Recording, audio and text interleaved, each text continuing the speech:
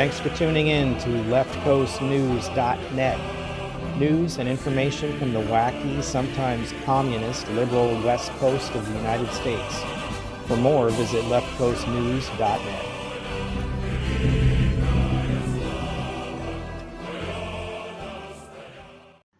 Well, we've been talking about last week how Washington State loves its criminals and how criminals get so many breaks in this state. And now we just have more breaks for the criminals. Washington has abandoned its effort to force Catholic priests and other religious leaders to divulge information on child abuse and neglect they learn of in confession. With a pair of legal filings, the state agreed to not enforce the controversial provision. Is it really that controversial? Of a new state law that adds clergy to a list of professions that must report to law enforcement when they have reasonable cause to believe that a child has suffered abuse or neglect. Stipulations filed in federal court on Friday will largely preserve the law while casting aside the controversial component related to confessions. Catholic bishops and Orthodox churches sued over that element, arguing it was unconstitutional. The agreements the state reached in those cases reflect a preliminary injunction issued by a federal judge that has prevented the state and counties from enforcing the confessional reporting provision since the law took effect July 27th. Lawmakers approved the law during this year's legislative session. Governor Bob Ferguson signed it in May. The Trump administration is also waiting on the case, siding with the churches. Sorry, I don't agree with this at all. In the case brought by three Catholic bishops, U.S. District Court Chief Judge David C. Estrudillo ruled that requiring disclosures on information learned in confession infringed on their First Amendment right to practice religion and would force priests to violate their sacred vows or face punishment by the state. State attorneys concluded that given the judge's reasoning, settling the legal fights now was the best possible outcome. It keeps crucial portions of Washington's mandatory reporting law in place while also preserving the legislature's authority to address issues with the law identified by the court.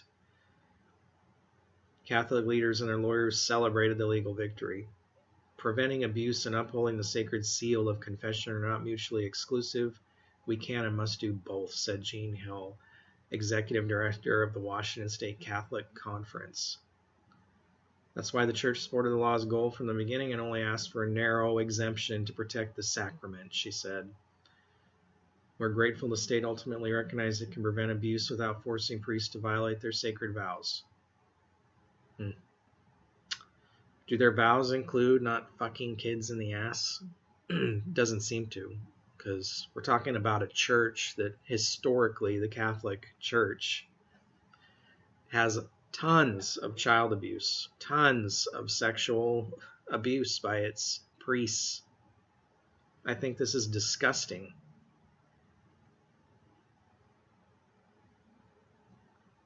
It's just disgusting.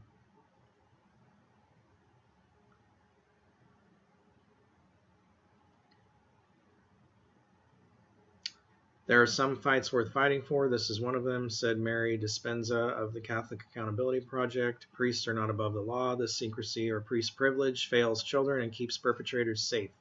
Yes, something this state excels at, keeping perpetrators safe.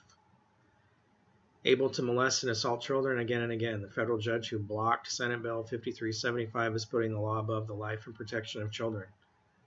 Senate Bill 5375 added clergy to the state's list of individuals legally required to report suspected child abuse to law enforcement or the Department of Children, Youth, and Family Services, also a worthless, useless organization that fails time and time again. Department of Children, Youth, and Family Services. A member of the clergy is defined in the legislation to cover any regularly licensed, accredited, or ordained minister, priest, rabbi, imam, elder, or similarly positioned religious or spiritual leader. I think it is disgusting.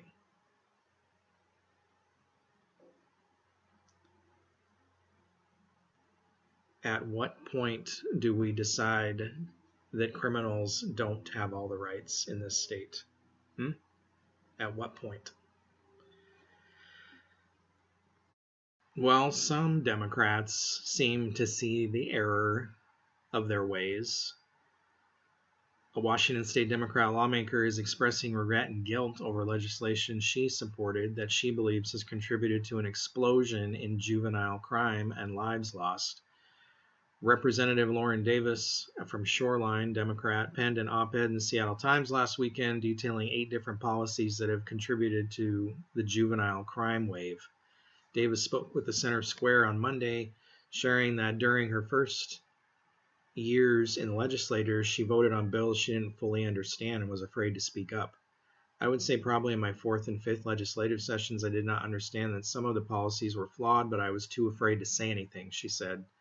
And it's only been in my last 6th and 7th legislative sessions that I finally grew thick enough skin or had enough courage to say the right thing in spite of whatever consequences might flow my way, because I have to go home to my district and I have to be able to look myself in the mirror. Davis, who represents parts of North Seattle, Shoreline, and Linwood, said she has spent a great deal of time educating herself about the impact of several public safety bills passed by the majority party. I have sat with weeping mothers, constituents of mine whose children were slain by fellow teenagers, she wrote in the op-ed. Juvenile arrests in Linwood, a city in my legislative district, have nearly tripled from 130 in 2022 to 355 in 2024. During these heartbreaking meetings, I find myself racked with guilt. I am culpable. Yes, you are, as are the rest of the members of your party. I found out that it was actually the state's own policy that prevented schools from serving in the interceding and referral role in the way that they used to, she said. So I guess what I'm trying to say is that it was dawning on me that these are all related, and it was a revelation for me. Davis said she's well aware that speaking out may not be received well by some. I think it's important that as a policymaker, I'm honest with the public and that I'm honest with my constituents, as they deserve to know, Davis said. I didn't run for office to get reelected. I ran for office to do the right thing and to try to make a difference as long as I'm in this seat. I did not use to speak out. I was not a person who demonstrated political courage. I was fearful of ramifications for my own political party, fearful that something wouldn't land well with voters. You can run afoul of certain interest groups and they will come after you. Yes. Democrats have a decisive majority in both chambers of the legislature. The Center Square reached out to House Speaker Lori Jenkins, Democrat Tacoma, for comment on Davis's pointed criticisms. We're going to have lots and lots of bills coming forward and ideas coming forward, and I'll be interested to see what Representative Davis's are, Jenkins said. The Speaker did not directly respond to Davis' suggestion that Democrat policies have created the public safety crisis facing the state, particularly the spike in juvenile crime. There's probably a wide diversity in my caucus, at least on what contributes to what and what helps. I guess I'm used to people critiquing every policy that's passed in the legislature. The real issue is, okay, if you say it should be fixed, what's the fix? Queried Jenkins. The fix is to enforce the law. The fix is for there to be consequences, punishment for committing crime, which right now there is not in Washington. Listen, there's no limit on the policy approach that any member can bring forward and then build the coalition to pass a bill, right? So that's the work of the legislature to do that, she said. So it's just important to remember that there's a lot of perspectives. Representative Davis is one of my 59 in my caucus, and I'm sure there's going to be a lot more discussion this next session. Davis isn't holding her breath when it comes to fundamental changes in public safety legislation in the next session. I tend to be extremely optimistic by nature, but I'm not at this time very confident that there would be adequate votes to reverse on most, if not all, of the items that I highlighted, she said.